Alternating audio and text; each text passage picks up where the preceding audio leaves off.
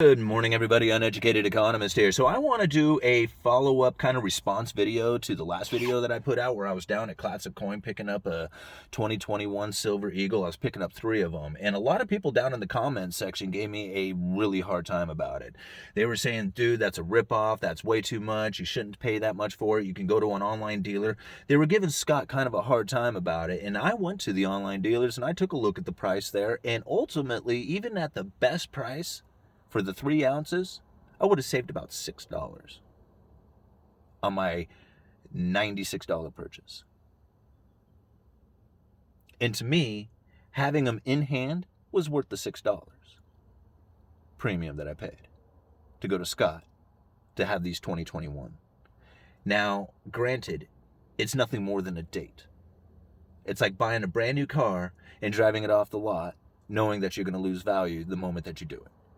But it was part of my collection, and I wanted them. And I was thinking about giving 1 or 2 of them away as gifts. The 2021 Silver Eagles. Pretty cool little gift to give. So to me, $32 an ounce was a very reasonable price for them. And a lot of people don't realize that you're doing a business deal, and Scott and I have been doing business together for better than 10 years. And I haven't shown all the times or talked about all the times that Scott has cut me incredibly good deals.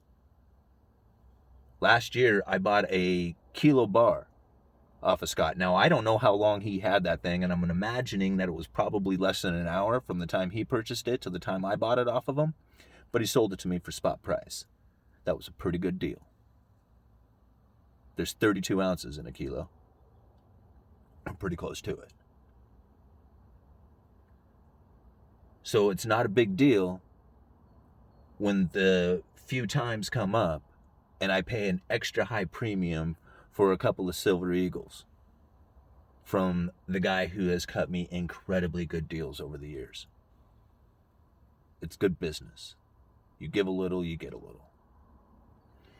All right. And I just wanted to put that out there because Scott's not a shyster or a ripoff. He is a very good man, and he runs a very good business. He's an honest man. All right. Wanted to do a lumber update, let you guys know kind of what's going on, because we have seen a shift. It's starting to change a little bit. Some of the industry is still tight, still getting tighter, getting, very, I don't even know what the word for it is anymore, because it's like it's getting to the point where it's ridiculous. But other sections of the lumber industry are really starting to show the signs of coming back into a normalcy, or at least reverting, that trend. Anyhow, for months now, we've seen prices go incredibly high. We saw a little bit of a price relief back in September and October, but then immediately reversed course and almost went back up to new all-time highs. I mean, we hit just under 900 per thousand. We were up in the 800 per thousand on the lumber futures right now. The January contracts closed on the 15th. So we have the March contracts starting up on Monday. Those will be the new spot months. So we're going to see where lumber futures go on Monday. They're probably going to be down comparatively to the January contract. So I would just assume that tomorrow, when the lumber future contracts open up, or when the markets open up, the lumber futures are going to be much lower than they are. I mean, at least from what I was looking at, it looked like the March contracts were down around the 700 per thousand, but check it for yourself because I can't really remember offhand. Anyway, let's talk about the letter, the weekly letter that I get that kind of talks about the different regions and what's going on inside of these different regions. Excuse me, guys. OSB. This OSB market has been incredible. If you are not familiar with OSB, OSB stands for Oriented Strand Board. It's the sheathing that goes on the buildings before like all the siding and windows and doors go in. So you got like the studs, the 2x4s, 2x6s, those are like the skeleton, and then the sheathing that goes on, that's the framing of the building. That portion of construction right now is off the charts expensive. It has gone double, triple what it was just last year and the year before. These prices are astronomically high. Give you kind of a comparison. Half-inch CDX right now is selling for $39 and I think it was like 36 cents, something like that. So $40 a sheet for half-inch CDX. OSB, I work in a lumber yard. I guess I should let you know that too. I work in a lumber yard to do retail sales. So OSB, the Oriented Strand Board, I haven't stocked it in close to 2 months now. I have not had a single unit in the yard. It costs as much to have OSB as it does to have CDX. There is no price savings. Typically, OSB would be the material that you would use to in place of like CDX to try and save a few dollars on your framing package. Up here in the Northwest, we have a tendency to stick with CDX more often, especially during the wintertime, because OSB can be a bit water sensitive. It's the little chips that are glued together, and when it's exposed to a lot of rain, these things can start to delaminate. So it's a little more water sensitive than the plywood is. But the lumber newsletter, this is what it has to say about OSB. OSB mills continue to extend order files and increase pricing. Inventory levels remain very lean in the wholesale and distribution segment as well as dealer yards. Just about all mills remain off the market as they are concerned about filing January contracts. Goes into Southern Yellow Pine plywood. Southern pine plywood remains scarce. Most mills have very little available capacity, but a few more trucks seem to be available this week. So those are like the big, like, this is where like the big change is going to happen, because once OSB has switched from this continuing like price increasing to price dropping, right, as it starts to come down, we will know the shift has taken place. Plywood, the Southern Yellow plywood, has already kind of started that top. Like, it's already signaling that they're topping out with the most mills have very little capacity, but a few more trucks seem to be available this week. You see that? So the inventory is starting to build up a little bit in the Southern Yellow Pine plywood. OSB, not so much.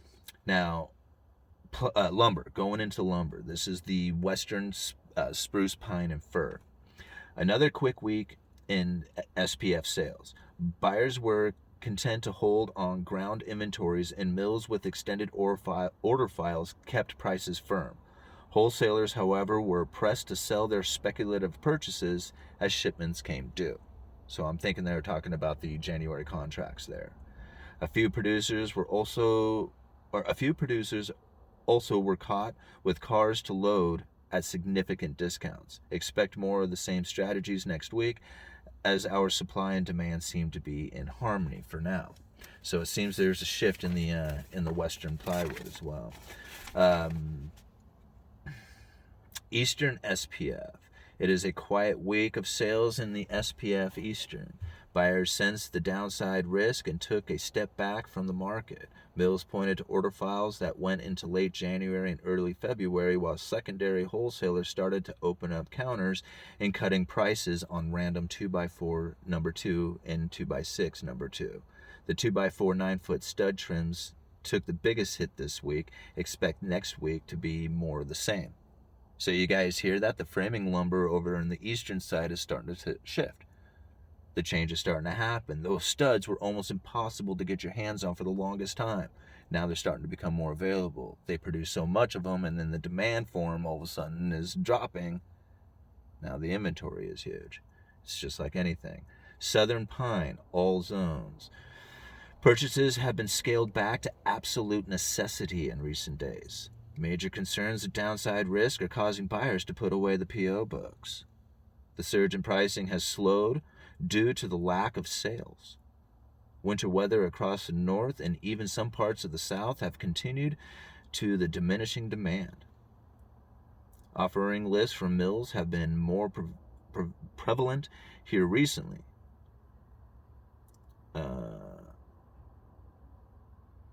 Pertaining to these lists, prices seem to still be hovering right around point.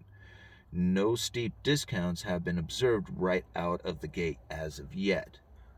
With that being said, mills are listening to offers on the floor stock items as long as the offer is realistic.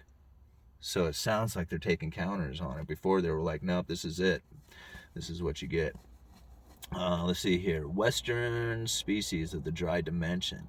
The pace of trading experienced a significant slowdown this week in Western species lumber. Sky-high prices coupled with the onset of winter storms caused buyers to hold off and the mills to take modest counteroffers. Stud demand was noticeably weak. 2x4 standard and better white fir printed at $1,035 per thousand last Friday and printed flat by Monday.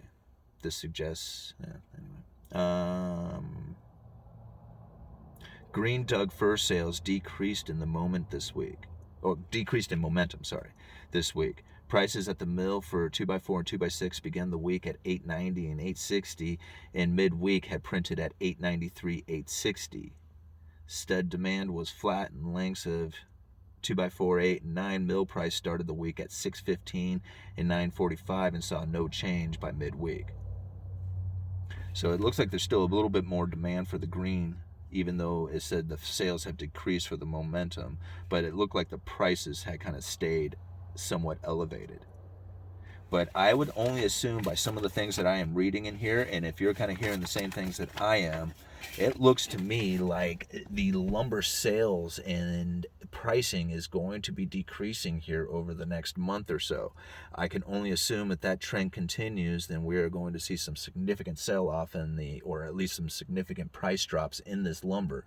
We are way high. I'm sorry, guys. I just like trying to assume where the prices would go from, but considering where we're at right now and how high it is comparatively to where we have been in the past, I could only assume that a 50% drop in lumber prices would probably not be unreasonable, because that would actually land us at what would normally be a high price per thousand, considering like if you go back over the last like 15, 20 years. Anyway, looks like I got to go to work. Uneducated Economist, you guys let me know.